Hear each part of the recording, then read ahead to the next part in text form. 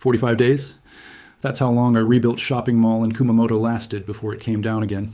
Not from the earthquake itself, from what happened an hour after the shaking stopped.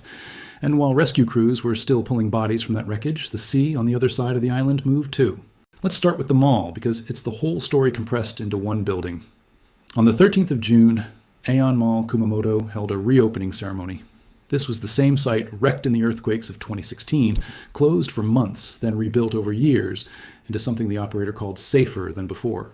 200 stores, a cinema, parking for 5,000 cars. The company pointed to seismically reinforced ceilings and upgraded safety systems, the kind of language meant to make people feel like the past cannot repeat itself in the same spot. And it reopened under a banner calling the moment a restart, marking 10 years since the region began climbing out of the rubble of the last disaster. A community spends a decade rebuilding, stands up a symbol of that recovery, and puts a banner on it that essentially says, "We learned. We are ready this time." 45 days later, at 27 minutes past 4 in the afternoon on the 28th of July, the ground beneath Kumamoto snapped sideways. It was a Tuesday, the kind where the school day is ending and shopping centers are full of people running errands before dinner. The Japan Meteorological Agency measured the earthquake at magnitude 7.1. The United States Geological Survey, using a different method, measured the same event at moment magnitude 6.8, epicenter 5 kilometers east of the city of Uto. Both numbers describe the same earthquake. Neither agency is wrong, and we'll come back to why that gap exists, because it matters more than it sounds like it should. What mattered in the moment was the depth, roughly 10 kilometers down, 6 miles. Shallower than the distance a lot of people drive just to get to work. And this was not a slow-building offshore event out at sea. It was a strike-slip rupture directly in the crust beneath central Kyushu, tearing along the same tangle of faults, the Futagawa and Hinagu zones that ripped this exact region apart a decade earlier in Uki City and Hikawa Town. The shaking reached Shindo 7, the top of Japan's seismic intensity scale, and it's worth understanding what that scale measures, because it isn't the same thing as magnitude. Magnitude describes the earthquake itself, the size of the rupture underground.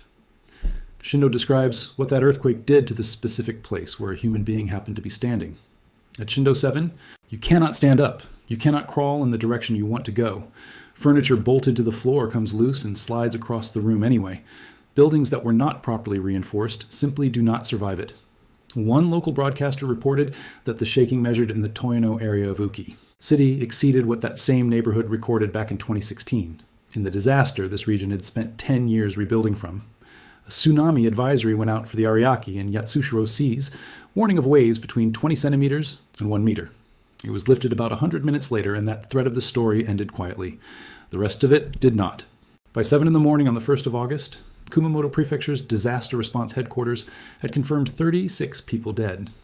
Japan's Fire and Disaster Management Agency counted at least 123 injured. More than 267,000 residents were under evacuation orders, with emergency safety measures, covering tens of thousands more households on top of that. To picture a number that size, imagine emptying a city roughly the size of Buffalo, New York, and telling every person in it they cannot go home tonight. Nearly 35,000 homes lost electricity. Around 15,000 lost running water entirely. More than 8,800 people moved into over 400 shelters, where crews raced to get power sources installed for one reason above all others: air conditioning. Because the forecast for Kumamoto called for 34 degrees Celsius, climbing toward the upper 30s later that week. Japan's prime minister told the country to take precautions against heat stroke in the middle of an earthquake briefing. And if that sounds strange, understand why it isn't. In a shelter with no power in a Japanese summer, the earthquake isn't what puts an 80-year-old in the hospital 3 days later. The heat is. One hospital in Uki City could not function at all because the power that ran it was gone. Another suspended new admissions after already taking in 86 injured people. Passengers riding high-speed trains at the moment the shaking hit were injured where they sat. At a paper mill in Yatsushiro, a chimney came down entirely. And at the Aeon Mall in Kushima, the rebuilt one, the one with the banner, roughly 3,000 customers had already been evacuated to the parking lot when, about an hour after the earthquake, an explosion tore through another part of the building where staff were still working inside. That is the detail worth sitting with, because it changes what this story is actually about. This was not a building that failed because of shaking. The shaking had already passed. This was a building emptied of shoppers, but not of the people who worked there, and something else entirely. A secondary failure, a fire, a gas line, whatever it turns out to have been, brought part of it down afterward. The mall's president confirmed employees had been killed. Police could not immediately send rescue teams into the collapsed section. because aftershocks made the structure too dangerous to enter. Eventually, crews pulled 98 people out and moved 620 more to safety. 9 prefectures sent emergency firefighting teams. Combined local and national forces came to roughly 1,400 personnel, and Japan's self-defense forces scaled up from about 3,600 deployed to roughly 4,600 within a single day. The government stood up a response office at the Prime Minister's residence within 1 minute of the quake, with a full disaster headquarters running by evening. Then came the ground itself, where the story stops being a list of casualty figures and starts being something you can measure with instruments. Japan's Geospatial Information Authority checks its survey markers after events like this, and the numbers that came back weren't temporary readings that would bounce back. They were permanent shifts in the land. A reference point in Yatsushiro had physically moved 84 centimeters to the northeast. That did not spring back afterward. Another station in Kumamoto City moved 40 centimeters north. Slip reached the surface along the Hinagu Fault, cracking open roads, bridges, and building foundations sitting directly on top of it. 259 aftershocks were recorded in the days that followed. By midday on the 29th, 48 had been strong enough to be felt at Shindo 3 or above, including 3 that reached Shindo 5 lower. The agency's warning after the main quake was explicit and uncomfortable. For 2 to 3 days, expect that another quake as high as Shindo 7 could still happen. Stay out of buildings. The first one weakened the structures still standing. Stay alert for at least a week.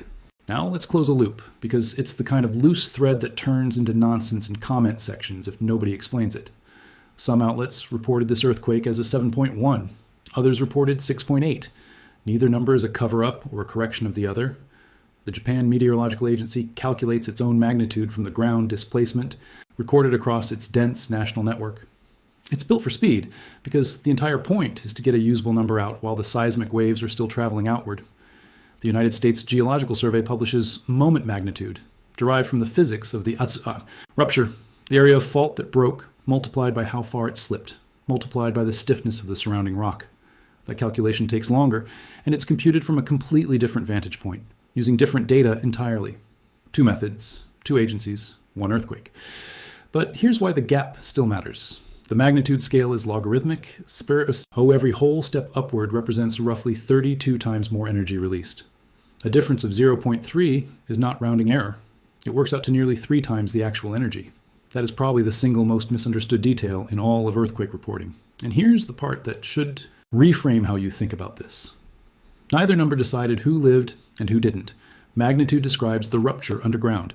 Shindo describes the room you were standing in when it reached the surface. A moderate earthquake directly underneath a town will always cause more harm than a larger one far out at sea. Kumamoto is the proof of that. So now the sea moves too. At 10 minutes past 4 this morning, while crews were still working the mall site and the death toll was still being revised upward, the water on the other side of the island shifted as well.